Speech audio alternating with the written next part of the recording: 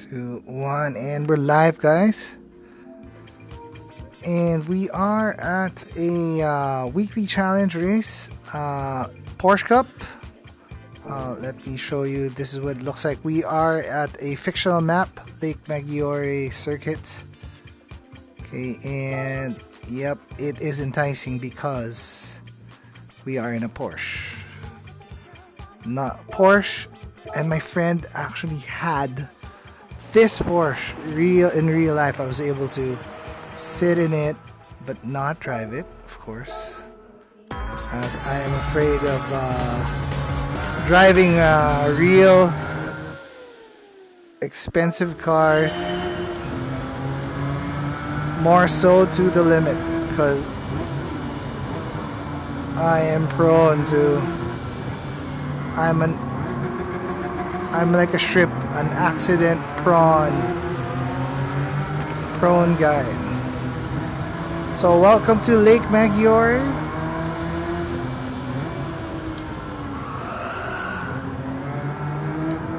Very beautiful map by Gran Turismo right here. Look at that. Cool. Oh, and we are waiting on the PSSR update for the PS5pro.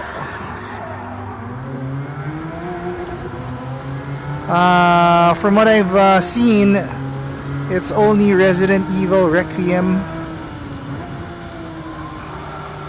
that has it for now, but it will be a toggleable setting for all the games for PS5pro. So, backstory, I did start with the PS5, and I did not own my PS5 at first because my nephew got one for Christmas. Okay, and then what's the story?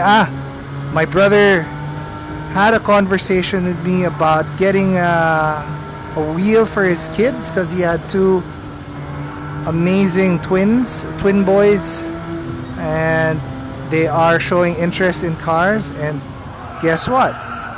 2 years into it, he still has no wheel. I've gone through two types of wheels.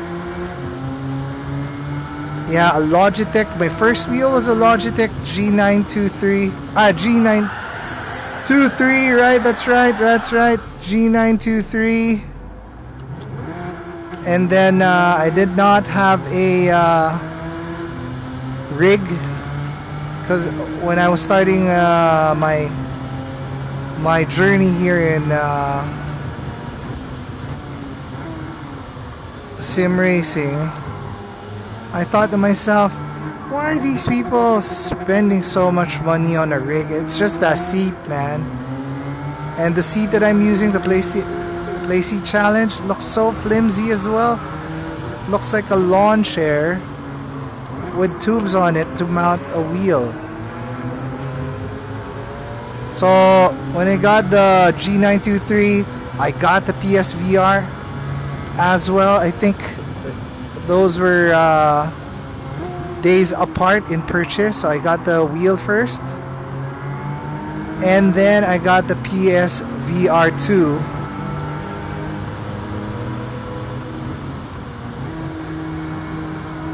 And when I tried it the first time, dude, it was the worst. It was the most beautiful thing ever, because I was in the car, I was in the track. Mind you guys, I've never played Gran Turismo prior to buying both, because for a long time I thought to myself, why would I race in controller, or why would I spend my hard-earned money, okay, to play a game that, you know, an arcade experience can pretty much sort of mimic. Get what I mean?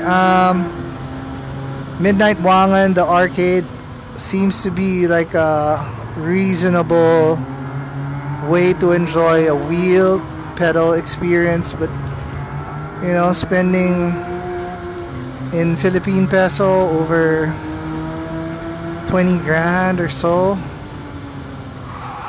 Oh my god, 20 grand or so. It just didn't make sense. But yeah, so I got the wheel, got the VR headset. Dude, I was blown away. I couldn't make a wooden mount that would stabilize the G923. It always kept fidgeting. You know, the pedals were unwieldy to keep steady. The wheel sides all over the place. The couch was such a hassle to move. So I went on a hunt on Facebook Marketplace, and yeah, fortunately, this guy was retiring from iRacing, okay? And he had a Thrustmaster T300. Mated with a PlayStation Challenge, which is exactly this chair, which I even imported, came in a box from the Philippines here because I could not replicate this experience with the same amount of money I spent back home here, because everything in New Zealand is more expensive, at least 30% more expensive. Everything, hardware, everything, you name it, guys, it's expensive. So yeah, so here we are in the T300 Alcantara edition. This is my second wheel because I modded the first, and actually all my wheels are modded, even the G29 sorry, I don't have a G923, by the way.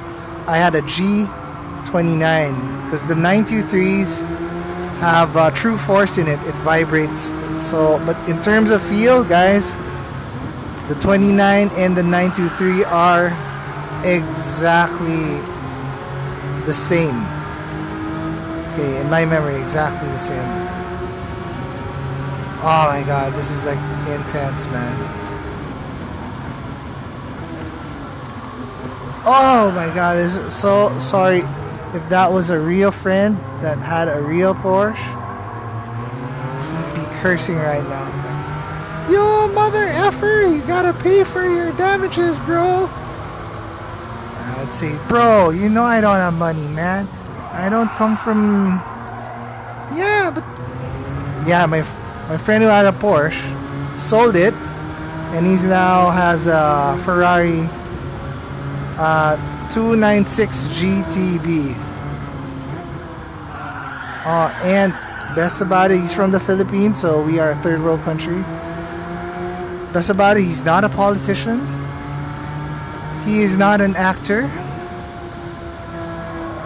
He does not have shady businesses like, I don't know, import, export, drugs or what.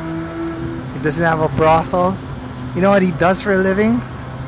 That guy who had this exact Porsche, which, yes, I remember, okay, is a comic book artist, guys. He draws comics, covers for comics, X-Men, Superman, Batman, you name it, Spider-Man. Okay. And he had this Porsche. Okay. I won't name him for privacy purposes. He's very cool. He's a dear friend of mine. Oh, in connection to that story, so this bro, of course I discovered the joy of sim racing and PSVR over coffee. Told him, bro, this is what happened. So I bought this rig, blah blah blah, and then on his birthday he bought his first setup ever. His first setup was a TGT2. Okay, bought it, TGT2, bought a PSVR, and bought a Playseat Evolution wheel. Boy, he sold it immediately.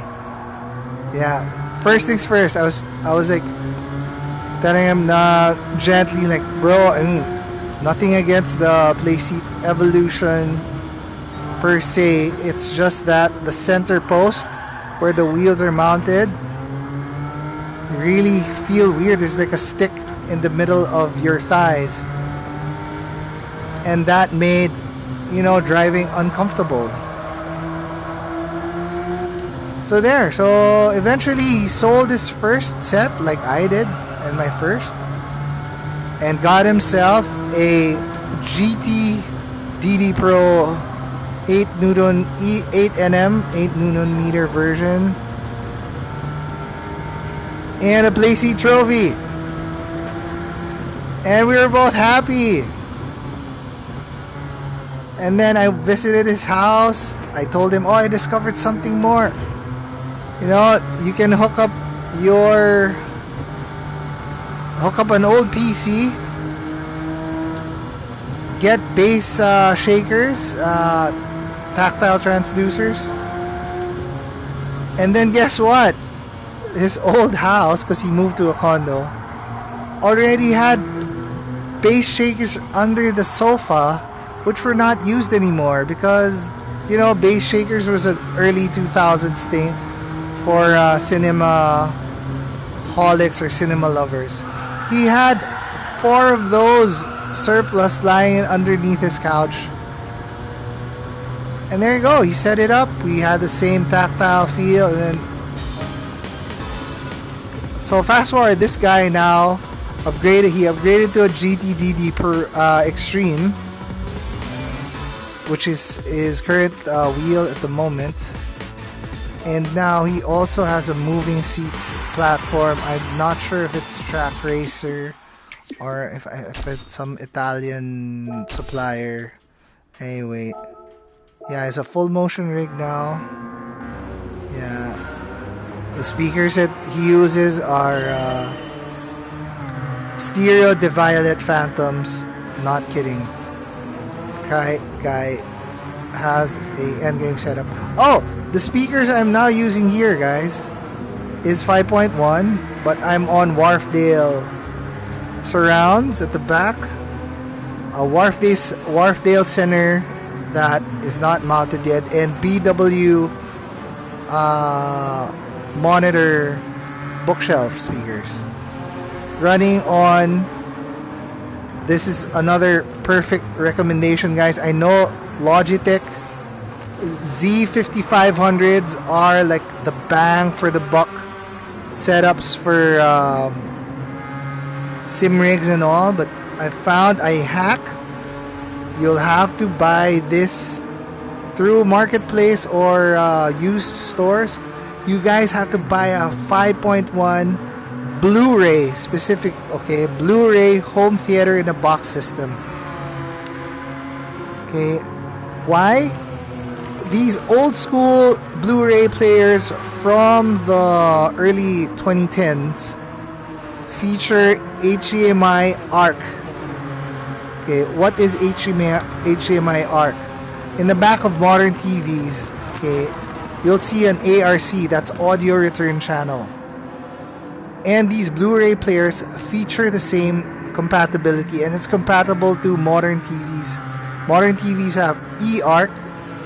I don't know if it's enhanced, meaning enhanced, but eARC and ARC, okay, return 5.1 sound. Okay, so you can complete your surround sound experience if you've ever fantasized that, you know, you want to hear a car at the back of your, you know, back of your seat. Here it is. This is the setup, guys, and it's super duper cheap. Okay, I got my Blu-ray for this setup. I got my Blu-ray player for $100 NZ. In Philippine money, that's 3,500. In US terms, that's about $60 to $80, I think. and you got yourself surround sound. I went through op shops or secondhand stores, found these pairs of speakers for $30 NZ. That's about $1,000 in Philippine money, and about $20, $40 all in all US for my Wharfdale B&W audio setup here. Alright, so enough ranting. Hope you enjoyed that informative and casual Porsche weekly challenge race. And as always, thanks for watching. Catch you in the next one. Cheers. Thanks. Bye.